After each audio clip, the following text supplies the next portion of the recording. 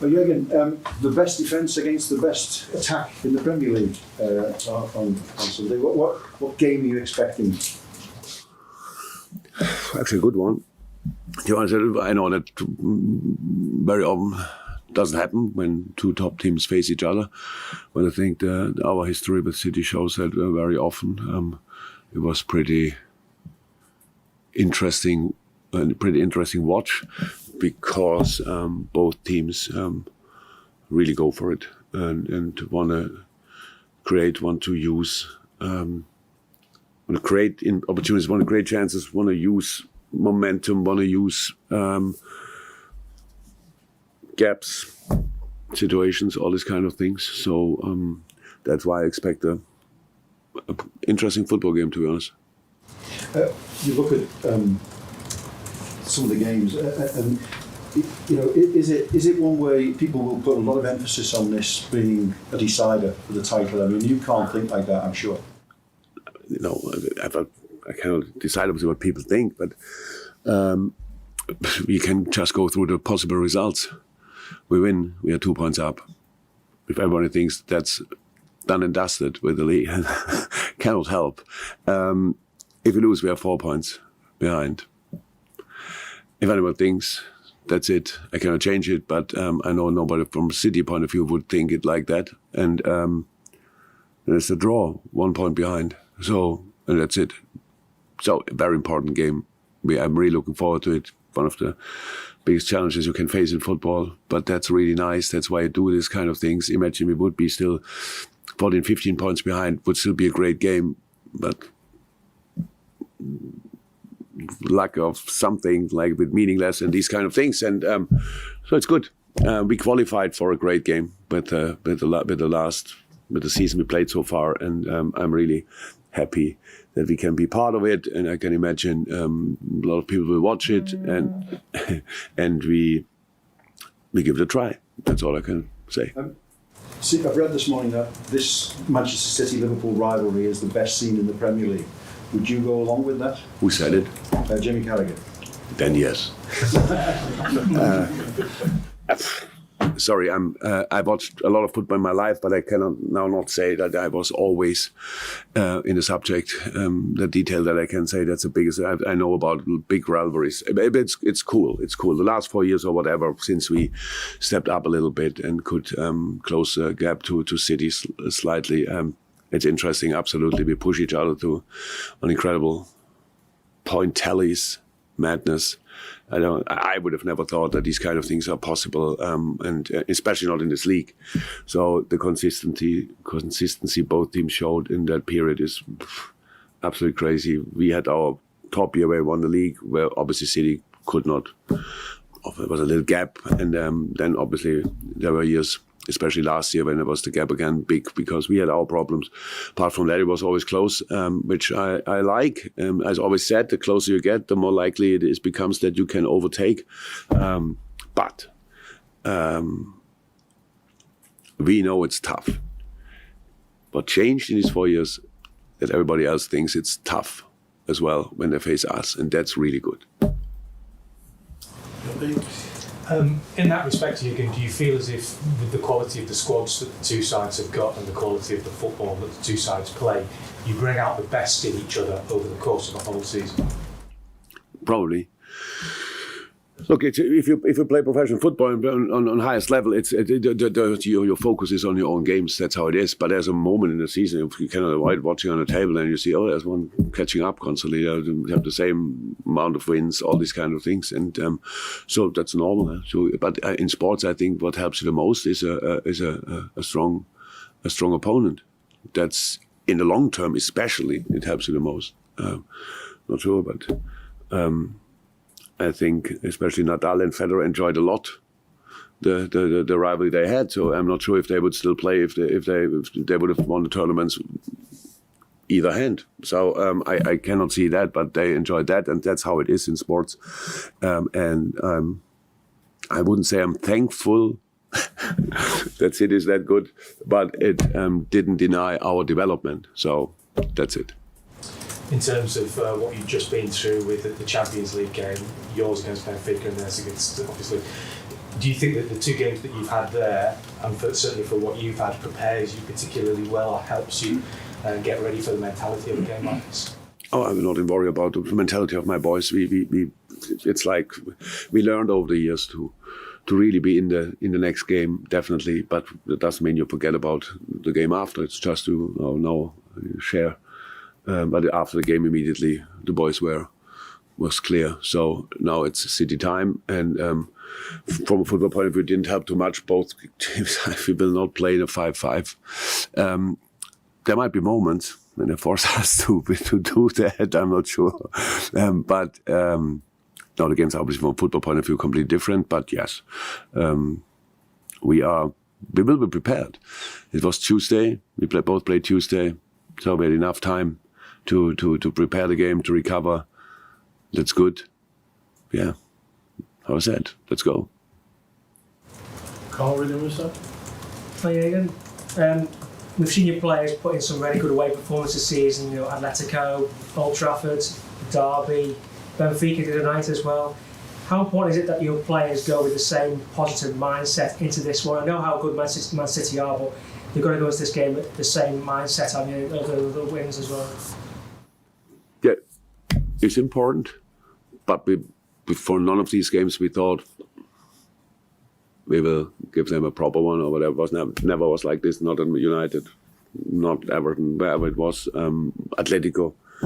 What you have before a game like this, you have to prepare, and then you have to show the respect they deserve with the way you defend. I mean, it's against City particularly important because they are obviously pretty good with the ball. And none of these games you can compare. There is no game in world football you can compare to play against City because they are good in pretty much all areas. There's no real weakness. It's not that you can say, okay, they're here really good, but they're... But because it's football and the pitch is pretty big, and they have only 10 outfield players and we have 10 as well. So there are things you can do, you can create, and you better use your chances, all these kind of things. That was very helpful. You deny them as much as you can, as often as you can. That's very helpful. You need to be proper in the challenges in a football way, really be close enough, because this kind of thing where the best players in the world, you give them a bit more space to do what they do. That makes no sense. So you have to be really close with the formation and then individually as well. It's a lot to think about.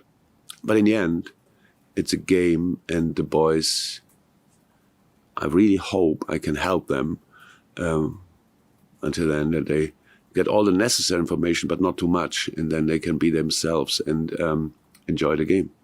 You just said there's a lot to think about. Pep Guardiola last week said he overthinks things quite a bit going into games. Is it easy to overthink going into games, or is it best just it was ironic. Did you realize? I heard this week in Ecuador, people made a story of it, and I said I didn't understand Luis Diaz. You have really a responsibility on this planet. If you want to talk to us, then do me a favor and help us with, if you want to separate from us. When he said, ironically, I overthink things. I like overthinking things. Pep is the best coach in the world. I think we all would agree on that. And it might be a coincidence that it didn't work out so far in the Champions League or whatever. But the things he won, the football he plays, if anybody doubts him, then I have no idea how that could happen. No, we all think a lot. That's the reason why we make sometimes mistakes, and sometimes we find out the right things to do. But in football, you know that all just exactly after the game and not before. And that's why we try to imagine what could happen, what will help, what can we do, which makes us more independent of the opponent and all these kind of things. And